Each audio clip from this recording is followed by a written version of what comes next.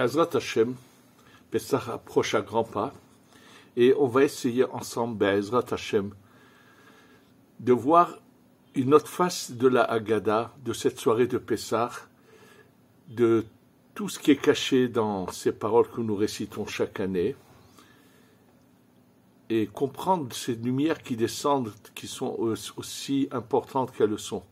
Je voudrais juste, pour commencer par vous dire ce témoignage connu de celui qui s'appelait le Rabbi Chaim de Tzanz, il y a plus de 100 ans ou 150 ans, ou peut-être encore plus, connu dans le monde chassidique pour sa sainteté, sa grandeur, grand Mekoubal bien sûr, et à la fin du Seder, il pleurait d'émotion et disait « Heureux soient mes entrailles, combien de noms de Dieu sont rentrés en vous ». Ce qu'il faut savoir que c'est pas on vous dit pourquoi il faut boire 4 verres de vin, bien sûr en général vous entendez cette explication, les 4 termes de délivrance mentionnés dans la Torah, oui c'est très beau, mais pourquoi y a-t-il 4 termes de délivrance dans la Torah? Ensuite, ce soir de Pessah, donc on doit manger la matzah. Dans la Torah, on nous parle de l'obligation de manger un kazaït. Le kazaït, je vous rappelle, pour ces matzot sèches faites main, c'est 20 grammes. Donc, et là, c'est selon la halakha, qu'est-ce que les chachamim ont instauré? On fait une bracha supplémentaire à part celle du motzi, al achilat matzah, et on doit manger 2 kazaït de matzah. Oui, on doit manger, il faut préparer à chacun 2 kazaït à ce moment-là. Plus ensuite, il y aura un kazaït dans ce fameux sandwich. Puisqu'on n'a pas l'agneau pascal, alors pourquoi il a instauré qu'on fasse ça quand même, cette feuille de laitue qui doit avoir aussi également un kazaït, et pas comme je l'ai vu dans certaines vidéos où des gens qui ont voulu refaire le seder comme il était fait au Maroc par exemple, ici en Israël c'est en hébreu, où celui qui montrait les choses a vraiment trompé les gens en leur disant que le maror, on prend moins d'un kazaït, c'est faux. Ça, on va y arriver tout de suite. Le karpas, c'est que c'est moins de kazaït. Le maror, ces fameuses feuilles de laitue, c'est un kazaït.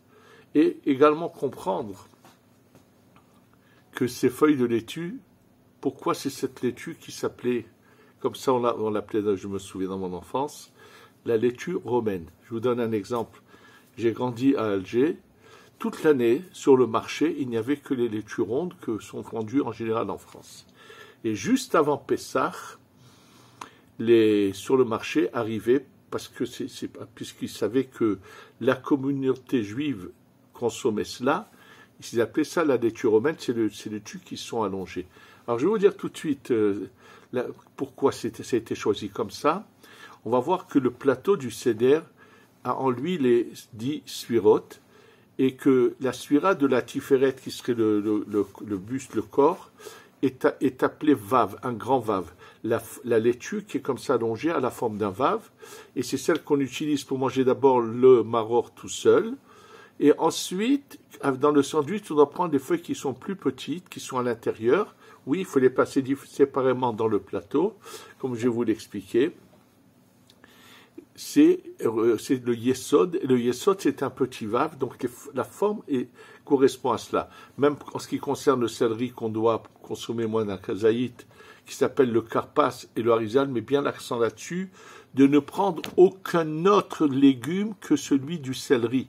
Et on va voir pourquoi, parce que dans le mot karpas, il y a l'allusion à ces lumières qu'on fait rentrer, qu'on appelle, on va le voir tout de suite, ces shemot, ces noms de Elohim.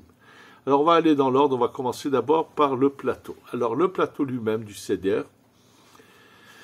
c'est pas un couffin, attention, comme il y en a qui, apparemment c'était des malheureux, des pauvres, des misérables qui n'avaient pas des moyens de s'acheter un plateau.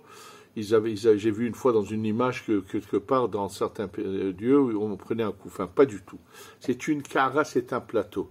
Je peux vous dire que chez moi à la maison enfant, c'est un grand plateau en cuivre énorme, très grand plateau qui ne servait que le soir de Pessah.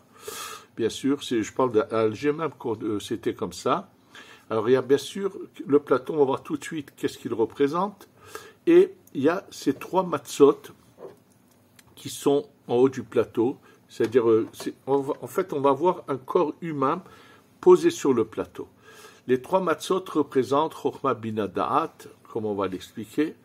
Ensuite, plus bas, à la droite, on va mettre ce morceau de viande, ou s'il y a l'épaule d'agneau, qui est en souvenir du Korban Pessah, qui est à l'encontre du Chesed. De l'autre côté à gauche, en face de lui, l'œuf qui est en souvenir du Korban Chagiga. C'est-à-dire que, comme il fallait manger l'agneau pascal une fois qu'on est rassasié, alors chaque maison, chaque famille faisait un sacrifice qu'on appelait le Korban Chagiga, c'est un sacrifice de fête. Ils mangeaient autant de viande qu'ils veulent de ce sacrifice pour être rassasiés. Et le Korban Pessah, en général, plusieurs familles se rassemblaient et n'en prenaient que 30 grammes chacun pour la mitzvah, et c'était mangé à la toute fin, une fois qu'on était rassasié. Maintenant, au passage, pourquoi on met un œuf en souvenir de ce sacrifice? Parce qu'il y a un lien entre le premier jour de Pessah et le jour du 9 Av, ou de la destruction du temple. Oui, c'est d'ailleurs mentionné, je peux vous le dire, dans le Shulchan Aruch, Siman Kataf Kafhet, dans le Siman 428. Tous ceux qui savent lire, donc ouvrir le Shulchan Aruch, et là-bas il ramène les paroles de Rashi dans le Mahzor Vitri, qui dit que en fait, il y a un lien, et quel est ce lien? C'est que malheureusement, quand ils sont sortis d'Égypte, ils n'avaient pas fini de faire ce rassemblement de toutes les parcelles de lumière. Donc il y a eu une partie qui a été bien sûr réparée, mais pas tout. Et c'est à cause de ça qu'il y a eu de nouveau des exils. Donc il y a un lien, parce qu'on est sorti trop rapidement, il y a un lien entre les deux, comme le signale le Shulchan Aruch, avec les lettres qui s'unissent. La première avec la dernière lettre, Aleph avec le Ta, premier jour de Pessah. Cette année, c'est un dimanche. Alors, si on n'a pas le Beth Amikdash jusqu'à Tisha B'Av, sachez que Tisha B'Av tombera également un dimanche. Ensuite, deuxième lettre de l'alphabet, le Bet, l'avant-dernière, c'est le Shin. C'est cette année, le deuxième jour de Pessah, c'est un lundi, donc Shavuot va tomber un lundi. Gimel, troisième jour, c'est mardi, c'est avant-dernière, c'est le reste, c'est Rosh Hashanah. Et ça va comme ça jusqu'au bout. Et là, le Shulchan Aruch, comme j'ai déjà eu l'occasion de vous dire, au nom de Rashi, parle des 6 premiers jours des 6 jours de Pessah, pas du dernier. Le dernier, il n'y a pas de... Et quel serait le signe du dernier? Zayin, 7e jour.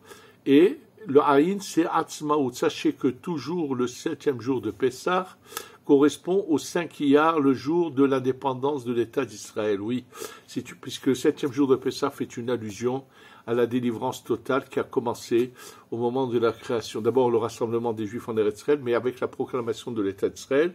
Et on arrive en fin de parcours, on va finalement arriver à la fin de cette délivrance totale. Amen. Donc ça, c'est par rapport au plateau lui-même.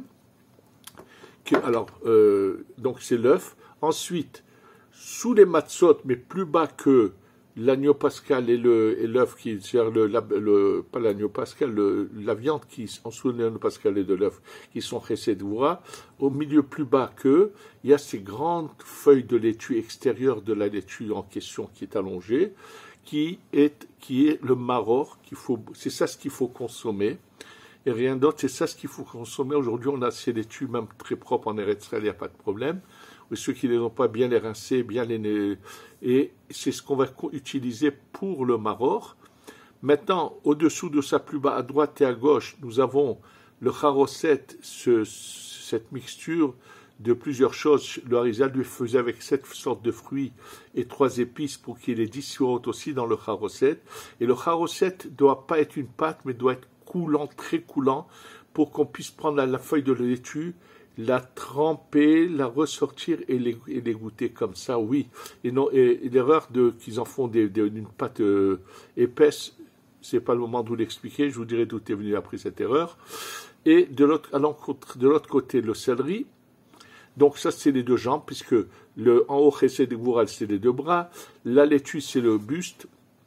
Et on avait dit que le matzot, c'est la tête. Et les 2 jambes, c'est donc le charoset et le céleri, le karpas. Et au-dessous de ces longues feuilles de laitue de la tif au milieu, plus bas, nous avons ce qu'on appelle chazeret, ce sont les feuilles de l'intérieur de la laitue, les petites feuilles de la laitue, qui vont servir à être mangées dans ce qu'on appelle le korech, le sandwich. C'est comme ça que ça va être consommé. Oui, il faut mettre deux différentes les laitues, les longues feuilles séparées pour qu'on ait au total combien on a de total de sirotes. On va les compter ensemble, on en a 9.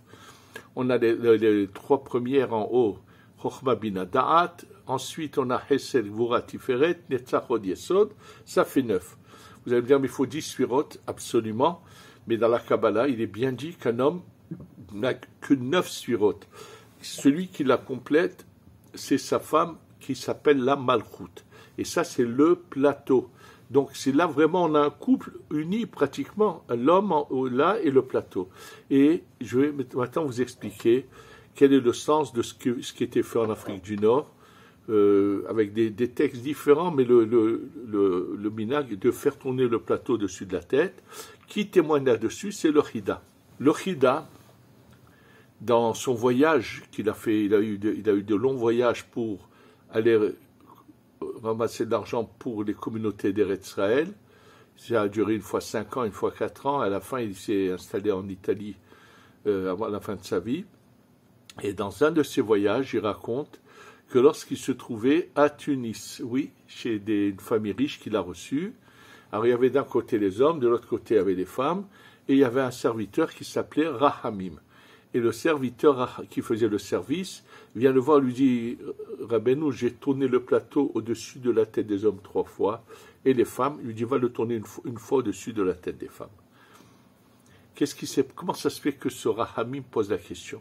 C'est qu'à l'origine, surtout, les gens ne sachant pas, c'était la femme qui prenait le plateau, la tournait au-dessus de la tête de son mari et de ses enfants. Pourquoi la femme?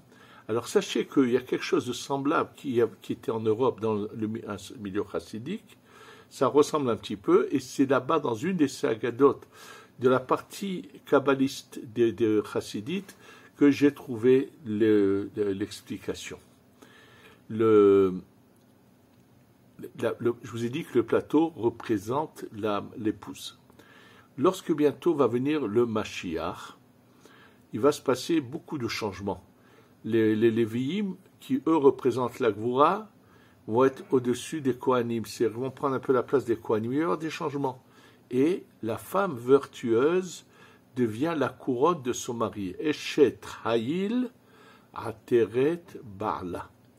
La lumière qui va nous délivrer bientôt, qui vient de la Bina, qui est en rapport avec le chiffre 21 Eyé, c'est la Bina, elle s'est dévoilée au moment de la sortie d'Égypte. C'est pour ça qu'il est dit que lorsque Moshe Rabbeinu, Hachem parle avec Moshe Rabbeinu, il lui dit Eyé, Asher, Eyé. Eyé, Asher, c'est la lettre Roche, et il lui dit 2 fois. Et Moshe dit, mais il lui dit oui, je les délivre maintenant, je les délivrerai définitivement. Pourquoi que je crois besoin de parler de la délivrance future? Pour dire que cette lumière qui va se révéler bientôt, ça va être les 50 portes de la Bina qui, elles, peuvent prendre le bâton pour frapper nos ennemis et va nous délivrer totalement. Attention, quand je parle de nos ennemis, je parle bien sûr de tous ceux qui nous entourent dans le monde entier, partout dans le monde, ceux qui veulent du mal aux Juifs. Mais il y a aussi d'autres ennemis qui vont payer très cher, qui sont la cause de nos malheurs. Ce sont cette partie qui entre guillemets, serait des Juifs, mais sont la réincarnation de ce qu'on appelle le Erev Rav du désert, qui sont là en Israël à faire constamment, à vouloir se battre dans les rues et à mettre la pagaille.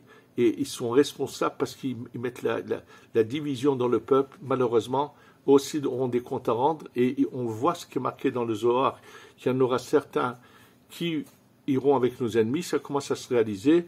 Récemment, la semaine dernière, un pilote de guerre a décidé de ne pas se présenter. Il ne voulait pas aller combattre le Hamas ou le Hezbollah ou tous nos ennemis.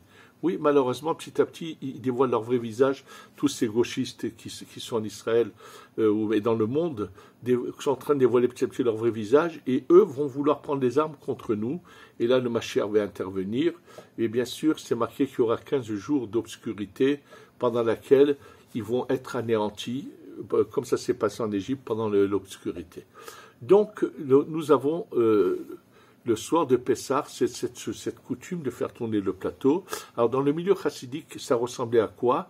Au moment où le mari disait Alachma'ania, Helachma'ania, la femme soulevait le plateau, sans le faire tourner, quoi, elle le soulevait seulement.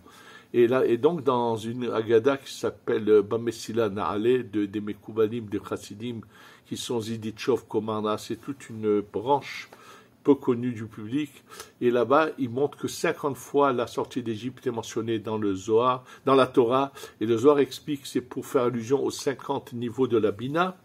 C'est la lumière qui se révèle. Or, dès que cette lumière va nous gérer, nous diriger totalement après la venue du Mashiach, là, à ce moment-là, c'est marqué que les femmes vertueuses vont monter très haut. Et ce symbole-là, c'est le plateau qui est la femme, qui est la couronne de son mari. C'est de là que ça vient. Et c'est pour ça que le Chida lui dit, pour honorer les femmes, va quand même tourner une fois le plateau. Surtout, les gens ne comprennent pas ce que c'est la signification. Donc, ils ne comprendront pas pourquoi on le fait tourner uniquement sur la tête des hommes et pas ceux des femmes. Pour les honorer. Donc. Mais en réalité, l'origine, et c'était que la femme faisait ça pour montrer qu'elle est la femme vertueuse qui va bientôt devenir la couronne de son mari. Donc ça, c'est par rapport déjà au plateau du Seder. Maintenant, avant de parler du texte lui-même de la Haggadah, on va revenir aux 4 verres de vin et à ces 2 kazaïs de matzah avec le sandwich. Sachez que les ennuis qu'on peut avoir, quels qu'ils soient, c'est que lorsque le nom de Dieu, le Yud, le He, le Vav et le He, ces 4 lettres qui sont 26, Yud, Ke, Vav, Ke, Yud, Vehe, Vav et He, doivent être intégrés en nous et recouvertes de ce nom 21 qu'on appelle sur la Chokhma et la Bina ensemble en nous. Malheureusement, dans l'exil égyptien, ces 26 étaient partis par l'avant du frère de Yosef, et cela donnait la force aux forces négatives de Pharaon de pouvoir asservir chez lui en esclavage chez lui pendant 210 ans. 210 ans, c'est 10 fois ce nom Eyé qui est 21, parce que ce nom Eyé n'était pas protégé. Comment le peuple d'Israël est sorti? C'est que le soir de Pessah, Akadosh Baruch Hu Hashem a fait descendre une lumière intense de Yud Kevavke qui est descendue, et ça a aveuglé nos ennemis, ils ont pu sortir, et après ils ont été totalement anéantis, mais c'est ça qui a fait le travail. Et chaque année, ces 4 lettres descendent. Mais ces 4 lettres, elles viennent aussi bien du côté masculin que féminin, Chokhma et Bina, comme les deux tfilines que nous devons mettre ensemble, qui sont Rashi et Rabbenutam, qui représentent Chokhma et Bina, dans lesquels il y a également dans chaque tfiline 4 parashiot. Alors sachez que les 4 verres de vin, c'est les Chokhma Bina et le Da'at partagé en deux du côté féminin, donc de la Bina, alors que le matzot, ça va être, alors Motzi Matzah, c'est Chokhma et Bina, et le sandwich, c'est le Da'at.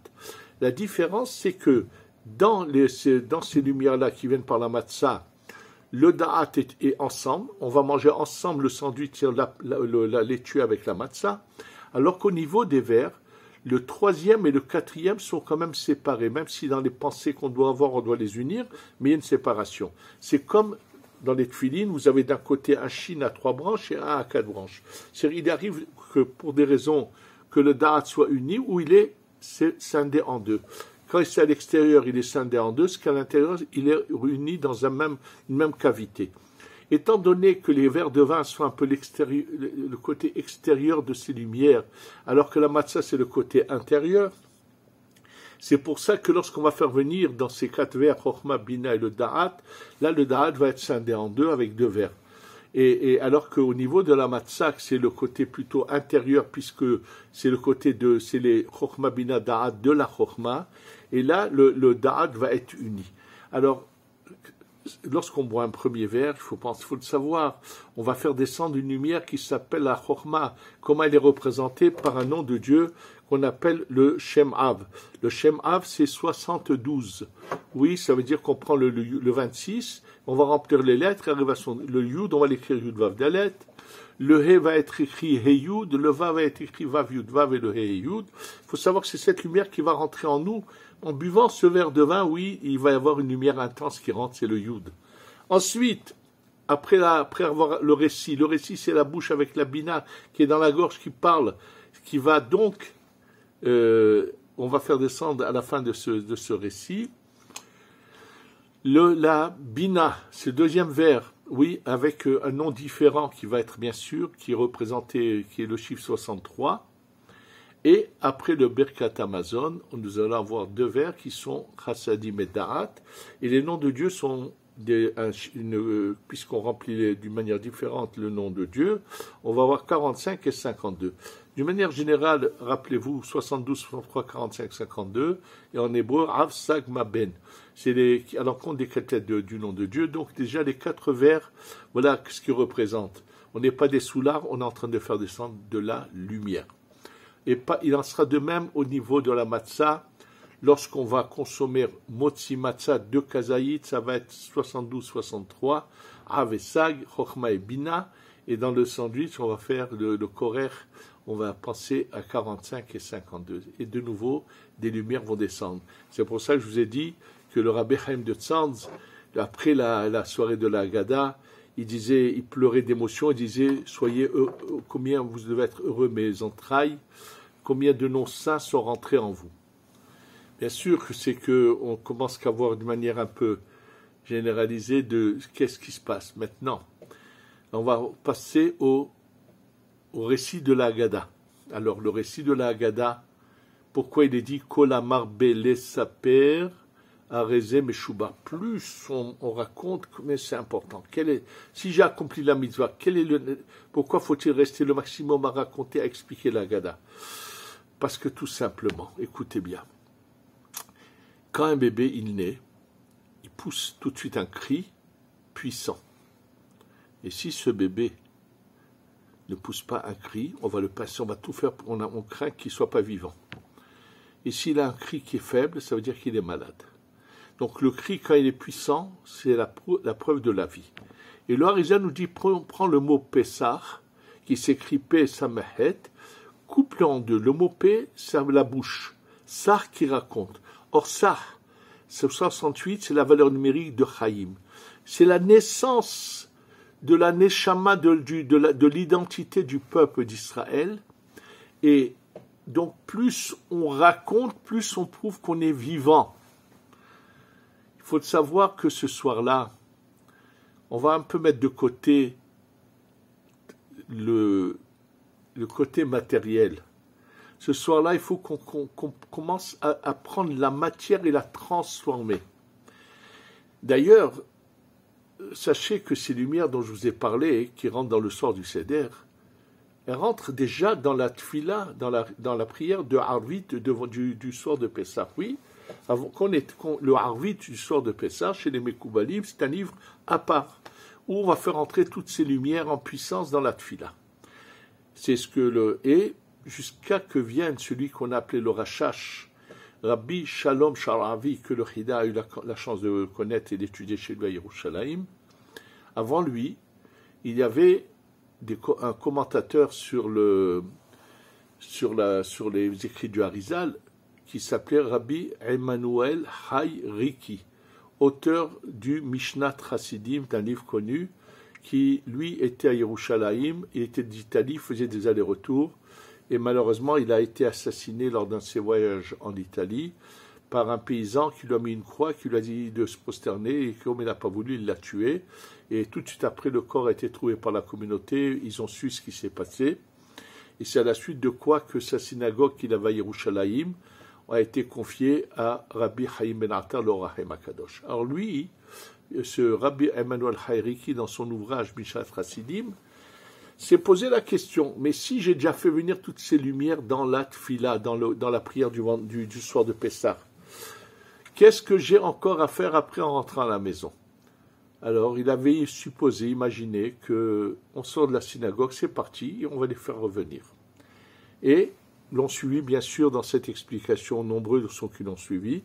Parmi eux, le patriarche de la famille Abuchatzera, Rabbi Yaakov Abuchatzera, dans son livre, il ramène, c'était ça cette opinion qu'il ramène. Il semble qu'il aurait eu des échos à son époque déjà par ces rabbanim qui venaient d'Eretzrel, que le Rashash dit différemment, mais bon, lui, il est dans cette voie-là. Il en ressort après dans ces termes. Mais le Rashash dit, mais jamais quelque chose qui a été réparé ne disparaît. La tefila, c'est très beau, on a fait venir des lumières, mais c'est dans l'intériorité, c'est par la parole. Et là, le soir de Pessah, on va faire venir cette lumière même dans la matière. C'est la seule fois où en mangeant, on fait rentrer des noms de Dieu. C'est la seule fois où il se passe une chose pareille. C'est-à-dire que le soir de Pessah, on va transformer la matière en âme. C'est-à-dire que le corps va devenir une âme lui-même. Donc, ces 4 verres de vin et ces matzot, avec quel plaisir on doit prendre ces matzot, les embrasser, être heureux de pouvoir, à travers elles, faire entrer, comme je vous l'ai expliqué dans le cours précédent, que le secret de la matzah. Oui, ça va nous faire entrer des lumières intenses en nous, que nous n'avons jamais l'occasion de faire entrer par de la consommation de nourriture. Et là, c'est le soir de Pessah. Donc, le soir de Pessah, c'est une naissance spirituelle. C'est quelque chose qu'on doit comprendre c'est plus l'enfance où ce qui intéresse, c'est manger et tout. Combien j'entends de gens c'est pour ça que beaucoup de rabbanim s'étaient opposés à ce que les gens aillent dans les hôtels le soir de Pessah, parce que finalement, le seder est bâclé et ce qui reste, c'est juste le repas qu'on va servir. C'est pas ça, Pessah. Pessah, c'est une élévation. Pessah, on peut arriver à des sommets qu'on ne peut pas toute l'année. Le Bénissach explique tout celui qui désire vienne et fasse le Korban Pessah. Le mot Pessah veut dire du Hachem à sauter. C'est-à-dire on peut en une fois monter à des niveaux qu'on ne peut jamais, en général, il faut aller étape par étape, et là, on peut arriver à des niveaux inimaginables, absolument. Et la matzah qu'on va consommer va nous nettoyer du mal qui est en nous, va nous purifier, et il y en a beaucoup qui auraient besoin de manger de la matzah pour enlever toutes leurs pensées négatives qu'ils ont pour toutes sortes de raisons, vouloir parler contre le Zohar, ou vouloir parler contre les Mekoubalim, ou vouloir parler contre certaines choses. Tout ça vient de la crasse, de l'impureté qui est collée à eux. Et la matzah nettoie. C'est pour ça que la matzah est appelée le pain de la guérison, et également est appelée le pain de la émouna, parce qu'elle vient nettoyer toute cette crasse qui est collée chez les gens. Donc, alors, maintenant on va parler du seder lui-même. On ne se presse pas de manger. Et là, quand on commence ce premier passage en araméen, bien sûr, pourquoi a-t-il été écrit en araméen? Il faut savoir que le Kaddish qu'on récite dans la Tfila aussi en araméen. Et là, la Kabbalah nous l'explique, le Rav Moshe Cordovero vient nous le dire, également le Harizal. Étant donné que c'est une soirée où des lumières intenses vont venir et vont repousser, éjecter le force du mal, comme a été éjecté Pharaon et tout le mal qu'il représentait, il faut savoir qu'ils se déchaînent en sachant surtout qu'on on a commencé à les mettre en dehors, en retirant le chametz de la maison, on a déjà la veille, et donc ils veulent essayer de gêner. Alors il y a moyen de les stopper, l'araméen les stoppe. Il y a deux commentaires là-dessus. C'est un des commentaires, c'est du Rav Moshe Cordovero, qui dit que lorsqu'ils entendent qu'on utilise leur langue, leur langage, la manière dont ça leur fait comme si on leur avait passé la pommade, ils se prennent pour quelque chose ça leur donne de l'importance et ils nous laissent tranquilles. Dans les paroles du Harizal, il semble que, étant donné qu'on va louer Hachem avec cette langue, ils l'entendent, ça les écrase, ils ne peuvent plus bouger. En tous les cas, c'est pour ça que c'est qu'après l'exil que ce passage a été instauré. Parce que lorsqu'ils étaient en Eretz Israël avec le Beth Amikdash, il n'y avait pas de crainte de ces forces négatives. Mais malheureusement, quand est-ce que ça a été instauré? C'est lorsqu'ils étaient en exil qu'il fallait les éjecter. Et là, on va commencer au moins par une partie de la Haggadah, puisqu'il faudra qu'on fasse la suite dans le prochain cours. C'est quand on commence ce passage qui est pas ha, mais he lahma'ania diachalu. Alors, qu'est-ce qui est marqué dans plusieurs Haggadot? C'est marqué ha lahma. Ce pain de pauvres qu'ont mangé nos ancêtres en Égypte. Mais qu'est-ce que chaque année on a besoin de raconter ce pain de pauvres qu'ont mangé nos... Mais c'est pas du tout ça. Alors sachez que la lettre he qui est au début, c'est ça que je vous dis c'est he, fait une allusion à la Shekhinah qui était en galoute. He lahma'ania. Elle était appelée un pain de misère parce qu'elle était malheureusement, la Shekhinah était séparée d'Akadosh Baruch Hu. Et je viens de voir dans une Haggadah écrite à Djerba que quelqu'un vient de faire sortir, qui ramène au nom de plusieurs commentateurs qu'il a connus, qui font remarquer que le mot Lahma'ania a la valeur numérique de 210. Donc on a en fait de parler de la souffrance de la Shekhinah et comment elle est délivrée, parce que chaque année, la force du mal se soulève pour reprendre le dessus, et puisque toute l'année, malheureusement, on n'est pas encore délivré, on a encore beaucoup de mal autour de nous, et on va l'éjecter. Alors on dit, la souffrance de la Shekhinah qu'il est en Égypte, de la même manière qu'elle a été là-bas délivrée, elle va être également délivrée. Donc c'est He, le He c'est la dernière lettre du nom de Dieu qui fait allusion à la Malchut, c'est ce qu'on appelle la Shekhinah, l'Achma'ania, et qui était Diachalo Avatana, c'est-à-dire qu'on est dans l'Égypte, dans le Galout, la Shekhinah ne s'unit pas à Kadosh Baruch Hu, et on va nous réparer tout ça de la Shekhinah, et on va faire en sorte que ce soir, le soir de Pessah, sachez qu'il y a une union extraordinaire qu'on appelle Zibug Elyon, qui se passe à la fin de la Haggadah. Une fois qu'on a fait venir toutes ces lumières, on va penser que maintenant, à Kadosh Baruch Hu, que la Shekhinah s'unisse. Oui, donc, j'ai beaucoup d'autres choses à vous dire sur ce passage même. Et bien sûr, il y a encore d'autres passages. Pourquoi ces 4 questions à tout prix après? C'est comme ça que commençait la Haggadah.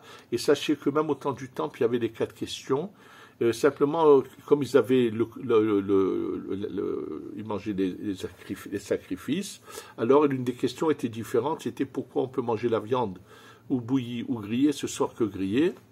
Il fallait absolument que les 4 questions, parce que tout simplement, si on veut faire descendre ces 4 lettres du nom de Dieu, par nos questions, on va faire descendre les 4 lettres du nom de Dieu. Comme je vous l'ai dit, on n'a fait qu'un début sur cette approche de la Haggadah, selon la lumière de la Kabbalah, et Be'ezrat Hashem, on va continuer pour que cette année, le soir de Pessah, peut-être ici au Beth Amikdash, tout le monde pourra faire descendre sur lui ces lumières intenses, extraordinaires, et qu'Hachem nous délivre totalement, complètement. Amen, Amen.